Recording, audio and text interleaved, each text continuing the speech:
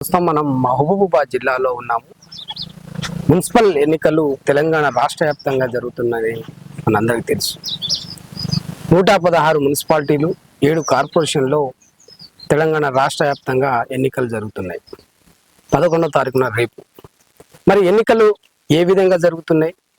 సాధారణ ఎన్నికల్లో మరి భారత రాజ్యాంగం రాసిన అంబేద్కర్ నినాదాలన్నీ, హక్కులన్నీ దాంట్లో మనం బుక్కులు చదివిన తరుణం. మరి ఏం జరుగుతుంది అనేది కొన్ని మన సంబంధించిన వాళ్ళు కొంతమంది మనతో ఉన్నారు. సేవలాల్ సేన రాష్ట్ర వర్కింగ్ ప్రెసిడెంట్ వెంకన్న గారు ఉన్నారు. సార్ నమస్తే. సార్ నమస్తే. బాగున్నాను సార్. బాగున్నాను సార్. ఏం లేదు సార్, అసలు ఓటింగ్ అనేది సాధారణంగా జరుగుతున్నాయి అని గవర్నమెంట్ కూడా ఒక కోడ్ని అమలు చేసిన పరిస్థితి. మరి ఇక్కడ మనం కొన్ని వాడల్లో కొన్ని సంబంధించిన ఊర్లో చూస్తూ ఉంటే కొద్దిగా ఓటుకు నోటు జరుగుతున్న పరిస్థితి. దీన్ని ఎలా చూస్తారు మీరు? దీన్ని ఏదైతే ఓటుకు నోటు అని మీరు అన్నారో, సాధారణంగా ఏ ఎలక్షన్లు అయినా కూడా జరిగే పద్ధతి ఇదే. ఓకే. సో మనం ప్రజాస్వామ్య దేశంలో ఉన్నాం. భారతదేశంలో మనకు ఇచ్చినటువంటి హక్కు, ఆయుధం ఏదైనా ఉంది అంటే డాక్టర్ బిఆర్ అంబేద్కర్ గారు మనకు కల్పించినటువంటి హక్కు ఓటు హక్కు.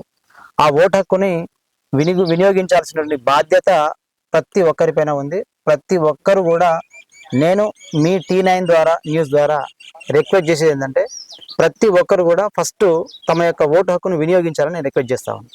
మీరు అడిగిన క్వశ్చన్ ఏదైతే ఉందో, ఏదైతే ఓటును రాజ్యాంగం హక్కుగా మనం కల్పించిందో అంబేద్కర్ గారు, మరి ఈ ఓటు అది దుర్వినియోగం అవుతుందని మీ ప్రశ్న, అంతేనంటారా? అవునవును. ఈ దుర్వినియోగం కాకుండా, అంటే ఈ ఓటు అనేది అమ్ముడు పోకుండా నిజాయితీగా ఎప్పుడైతే ఓటు పడుతుందో, సో అప్పుడే మనం నిజమైనటువంటి ప్రజాస్వామ్యాన్ని చూస్తాము, నిజమైనటువంటి నాయకులను ఎన్నుకుంటాము అని చెప్పేసి భావన.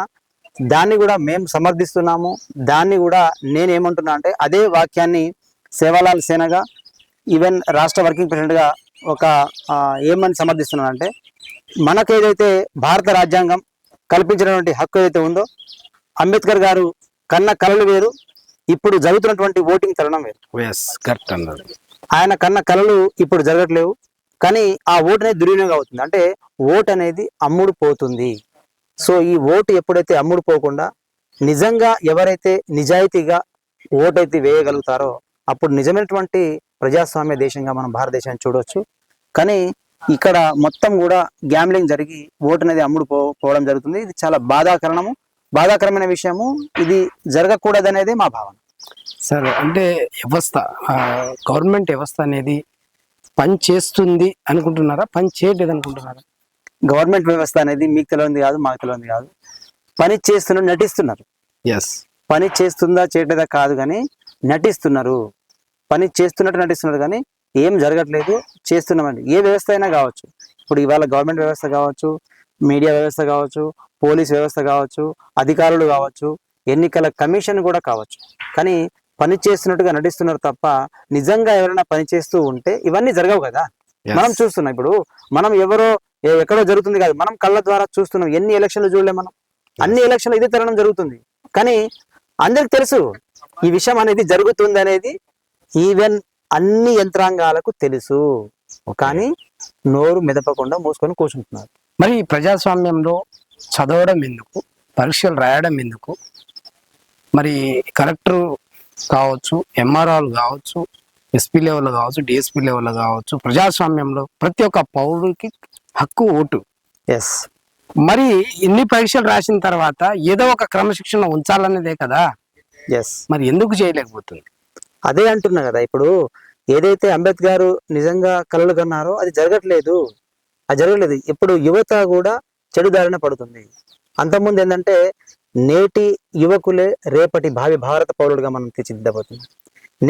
మనం స్కూల్లో పాఠాలు చెప్పినప్పటి నుంచే నేటి యువకులే మీరు భావి భారత పౌరులుగా రాజ్యాంగం రచించినటువంటి కల్పించిన హక్కులో రేపు మీరు రాజ్యాంగంగా కూడా, లేదా ఓటు పరంగా కూడా మీరు ఒక ప్రజాప్రతినిధిగా కాబోతున్నారు అని మనం విద్యార్థులకు ఏదైతే చెప్తున్నామో అది జరగట్లేదు. వాళ్ళు రేపు చదువుకొని 10th క్లాసా, ఇంటర్మీడియటా, డిగ్రీయా చదువుకొని బయటకు వచ్చిన తర్వాత మనం బడిలో చెప్పినటువంటి పాఠాలు వేరు, సమాజంలో వాళ్ళు ఫేస్ చేసేది వేరు. సో ఆ ఫేస్ చేసేది వాళ్ళు ఏదైతే గోల్ పెట్టుకొని ఖచ్చితంగా ఎస్ నాకు రాజ్యాంగం హక్కు కల్పించింది, ఆ అంబేద్కర్ చెప్పినటువంటి భారత రాజ్యాంగాన్ని నేను అంటే నాకు కల్పించిన హక్కులు నేను వినియోగించుకోవాలని చెప్పేసి ఆతృతతో బయటికి వస్తున్నాడు. బయటికి రాగానే సమాజం మొత్తం స్తబ్దుగా ఉంది. సమాజంలో ఉన్నటువంటి కుళ్ళు మొత్తం అతను నెట్టినపడి అతను కూడా యువత కూడా మళ్ళీ చెడిపోయే మార్గంలో వస్తుంది. ఆల్రెడీ చెడిపోతా ఉన్నారు. ఓకే సార్, యువత అనే అన్నప్పుడు నాకు ఒక క్వశ్చన్ రైజింగ్ వచ్చేసి, చదివిన చదువు ఒకటి, లోకాన్ని చూసేటప్పుడు ఇంకొకటి. అవును, ఇక్కడ బాల్యంలోనే ఆత్మహత్యలు, Yes. క్రైమ్లు జరుగుతున్నాయి. దీనివల్ల అంటారు ఇది మొత్తం కూడా చెడు వ్యసనాల వల్ల జరుగుతున్నాయి. ఎవరు నేర్పిస్తున్నారు? చెడు వ్యసనాల వల్ల ఎవరు నేర్పిస్తారు? సమాజం నేర్పిస్తుంది. సమాజం అంటే ఈ ఓటింగ్ రూపంలోనే వస్తుందా లేదా అనేది నా ప్రశ్న. ఎస్, మొత్తం కూడా ముడిపడి ఓటింగ్ ద్వారానే వస్తుంది. సో మొత్తం ముడిపడి ఓటింగ్ ద్వారా ఎందుకు వస్తుంది అంటే, సమాజం అంటే ఎవరు? ప్రజలే. మరి ప్రజలు అంటే ఎవరు అంటే ఏదైనా కూడా వ్యవస్థ. ఏ వ్యవస్థ ఎట్లా నడవాలి? ప్రభుత్వం ద్వారా నడవాలి. సో ప్రభుత్వ వ్యవస్థ సరిగా లేనప్పుడు, మరి ఆ ప్రభుత్వ వ్యవస్థ లేనప్పుడు అధికారులు ఉండరు. మరి అధికారులు దుర్వినియోగం చేసినప్పుడు అధికారులు ఆటోమేటిక్గా ఆ ప్రభావం మొత్తం కూడా యువత పైన పడుతుంది. ఆ యువత కూడా మళ్ళీ చెడు మార్గాన పోయే ప్రమాదం ఉంది అని చెప్పేసి మా ఒపీనియన్. మీరు చాలా ఒక 8 ఎన్నికలు చూసి ఉంటారు. అంటే 1990, ఇప్పుడు 2026, 90కున్న ఎన్నికలకు అప్పుడున్న స్పెషాలిటీ ఎలా ఉన్నాయి, అప్పుడున్న వాతావరణం ఎట్లుంది, అక్కడ ఉన్న పొజిషన్ ఉండేది, ఆ పొజిషన్ ఎలా ఉండేది, ఇప్పుడున్న పొజిషన్ ఎలా ఉంది? Complete change. నేను అయితే నాకు అవగాహన కల్పించి, నేను బండి పుల్లయ్య గారు ఎమ్మెల్యే, మహబాద్ ఎమ్మెల్యేగా స్టార్టింగ్ లో గెలిచినప్పటి నుంచి అప్పటి నుంచి ఎన్నికలు చూస్తా ఉన్నాను. అక్కడ నుంచి బండి పుల్లయ్య గారి తర్వాత నుంచి ఇప్పటి వరకు, అంటే 2026 ప్రజెంట్ ఎన్నికల వరకు ఈ ఎన్నికల తరుణం ఏదైతే ఉందో అప్పటికి ఇప్పుడు చాలా చేంజ్ వస్తూ ఉన్నది. అంటే టోటల్గా కూడా ఏదైనా కూడా ఓటర్లను డబ్బుతో కొనేయచ్చు, డబ్బుతో ఓటర్లను కొనేయవచ్చు, డబ్బుతో ఓటర్లను మనం కొనొచ్చు, ఎవరైనా కొనొచ్చు, ప్రలోభాలు పెట్టొచ్చు. అంటే ప్రజలు పిచ్చోళ్ళు అనే భావన అందరిలో కలుగుతూ ఉన్నది. ఇది కరెక్ట్ కాదు, కానీ ఇది తప్పు. మనం వాళ్ళని నిందించలేము కదా, ఎందుకంటే ఓటర్గా మనం మారాలి ఫస్ట్. ఓటర్గా మనం మారాలి. సో మనకు ఆ అవగాహన ఉండాలి, ఆ సోయి ఉండాలి. సో మనమే అమ్ముడిపోయినప్పుడు కొనే వాళ్ళకి ఏముంది? అంతే కదా. ఇప్పుడు మీరు చెప్పండి, కొనే వాళ్ళకి ఏముంది? కొనేవాళ్ళు కొనాలనే చూస్తారు, కానీ అమ్ముడు పోవాలా లేదా అనేది డిసైడ్ చేసేది మనం. యాజ్ ఏ ఓటర్గా నాకు ఇచ్చినటువంటి ఓటు హక్కును నేను ఎలా వినియోగించుకోవాలి అనేది తెలివిగా ఎప్పుడైతే ప్రజలు మారుతారో అప్పుడు సమాజం మారుతుంది, ప్రజాస్వామ్యం బాగుంటుందని చెప్పి నా అభిప్రాయం. వ్యసనానికి బానిస కావడానికి ఒక వంతు ఈ ఎలక్షన్ నుంచి స్టార్ట్ అవుతుంది అనేది నా ప్రశ్న. ఇక్కడ యువత కూడా పాడవుతుంది, వయసు వాళ్ళు పిల్లలు కూడా పాడవుతున్నారు. ఎక్కడ అవుతుందంటే మనమే వాళ్ళకు ఓటుకి ఇంత అంత అన్నప్పుడు ఏంటంటే ఆ 15 రోజుల్లోనే వాళ్ళ మైండ్ అంతా చేంజ్ అయ్యి బాల్య వివాహానికి వాళ్ళు లోబడిపోతున్నారు. తర్వాత క్రైమ్లో కావచ్చు, గాంజా కావచ్చు, డ్రగ్స్ కావచ్చు, ఈ సంబంధం ఎవరు నేర్పిస్తున్నారు? మనకున్న అధికారికంగా ఆ రాజ్యాంగాన్ని రాతలోని మొత్తం మర్చిపోయి చేస్తున్నారు కదా. దీన్ని ఎలా చూస్తారు మీరు? దీన్ని మేము కూడా తీవ్రంగా ఖండిస్తా ఉన్నాం. నేను కూడా చాలా బాధపడుతున్న విషయాలు చాలా ఉన్నాయి. ఎందుకంటే ఒక వ్యక్తి, అతను పోటీ చేసేటువంటి వ్యక్తి, అతని దగ్గర డబ్బులు లేకపోతే మూసుకొని కూర్చోవాల్సిన పరిస్థితి ఇది. అవును. ఇంకా సమాజ సేవ చేయాలి, రాజకీయం ద్వారా నేను సేవ చేయడానికి పోవాలి, నా ప్రజలకు ఏదో చేయాలని చెప్పేసి యువత అనుకున్నటువంటి ఈ రోజుల్లో మరి ఆ యువతకు డబ్బు లేకపోతే అడుగు వెళ్ళని పరిస్థితి, డబ్బు లేకపోతే ఏ పార్టీ టికెట్ లేని పరిస్థితి, డబ్బు లేకపోతే గెలవలేని పరిస్థితి, డబ్బు లేకపోతే అసలు ఇంటి నుంచి బయటికి వెళ్ళలేని పరిస్థితి. ఇది ఇలాగే కొనసాగితే నేను చెప్తున్నా, రాబోయే సమాజంలో, రాబోయే కాలంలో ఎవరైతే డబ్బు ఉంటారో వాళ్ళే రాజకీయ నాయకులుగా తరతరాలుగా వాళ్ళే ఉంటారు. వాళ్ళు, వాళ్ళ కొడుకులు, వాళ్ళ మనవాళ్ళు వాళ్ళే. అంటే కుటుంబ పాలన జరుగుతుంది తప్ప సామాన్యటువంటి వ్యక్తి నేను ఏదో సేవ చేయాలి, నా ప్రజలకు సేవ చేయాలి అని చెప్పేసి సామాన్య ప్రజలు, సామాన్య వ్యక్తి, సామాన్య నాయకుడు కలలుగా మిరిగిపోతాయి తప్ప అది ఆచరణలోకి సాధ్యం కాదు అనేది నా భావన. దీన్ని నిర్మూలించాలంటే అది యువతకే సాధ్యం. నేను యువతకు మీ T9 ద్వారా ఒక విజ్ఞప్తి చేస్తా ఉన్నా, రిక్వెస్ట్ చేస్తా ఉన్నా.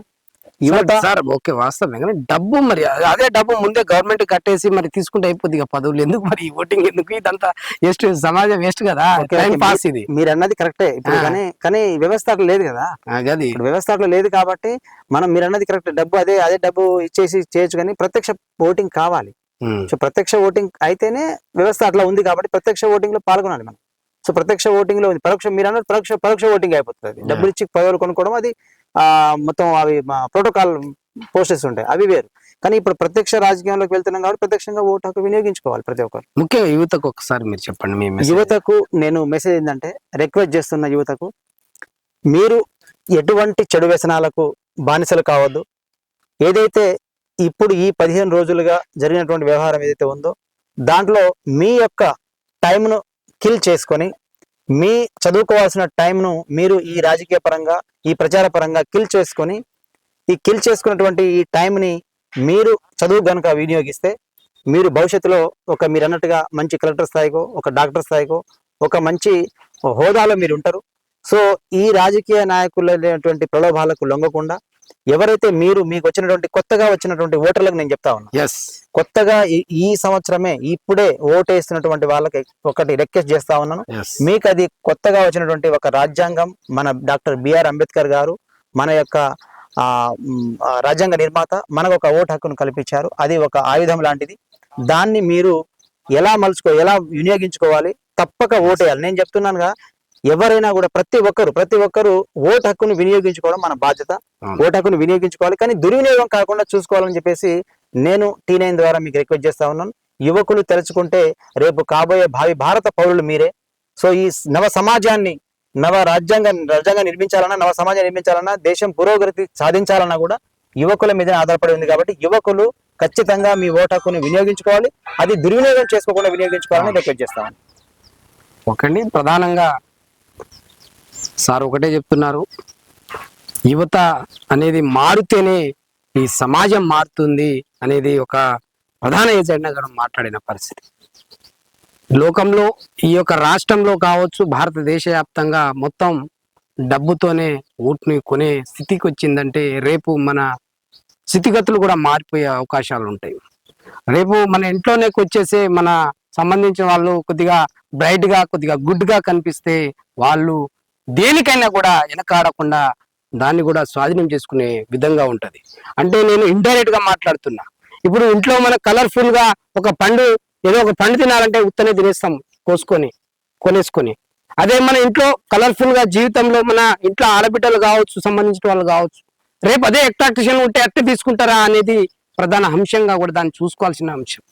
డబ్బుంటే ఏదైనా చేసుకోవచ్చు అంటే ఈ సమాజం ఎందుకు, ఓటింగ్ ఎందుకు, ఓట్లు ఎందుకు అనేది ఒక ప్రశ్నగా మారిపోయిన పరిస్థితి. పేద మధ్య తరగతి వాళ్ళు కూడా రాజకీయంలో రావాలంటే ముందు ప్రజాస్వామ్యంలో ప్రజలు మారాల్సిన అంశం ఉంది. ఇలా ఒక్క ఓటుకి 4 నుంచి 5 వేల రూపాయలు ఇస్తుందంటే రేపు ఎక్కడి నుంచి ఇస్తారు మీకు డబ్బులు అనేది కూడా దాన్ని మాట్లాడాల్సిన అంశం.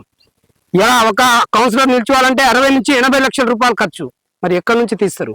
రోడ్లు బాగలేవు, డ్రైనేజీలు బాగలేవు, సంస్థ వెనక మాకు ఏది లేదు, మాకు ఈదులట్లేదు అంటే యాని తెచ్చిస్తారు. మీకు ఇచ్చే 5,000 అయితే 5,000 అయితే దానికి 50,000 రూపాయలు పైగా మీ మీద పన్ను వసూలు చేసి మీ నెత్తి మీద పెట్టిపోతారు అనేది కూడా ప్రధానంగా మన సేవలాల్ వర్కింగ్ ప్రెసిడెంట్ మాట్లాడిన విషయాల భావాలు అవి పూర్తిగా కనిపించాయి. తపన అనేది ఉండాలి. సమాజంలో బతకాలంటే, మనం ప్రజాస్వామ్యంలో ఉండాలంటే అందరిలో కలిసిపోయి పేద మధ్యతరగతి కుటుంబాలకు అనుకూలంగా రాజకీయంలో కూడా వాళ్ళకు అవకాశం ఇవ్వాలంటే ఓటుకు నోటుని రద్దు చేసిన తర్వాతనే ఓటింగ్ సంబంధించిన చేయాల్సింది అంశం ఉంది. ఏది ఏమైనా కూడా గొప్ప సందేశాన్ని ఇచ్చిన సేవల నాయకునికి మరోసారి ప్రత్యేక ధన్యవాదాలు తెలియజేస్తూ ఈ యొక్క ఇంటర్వ్యూని ముగిస్తున్నా. థ్యాంక్ యూ అండి.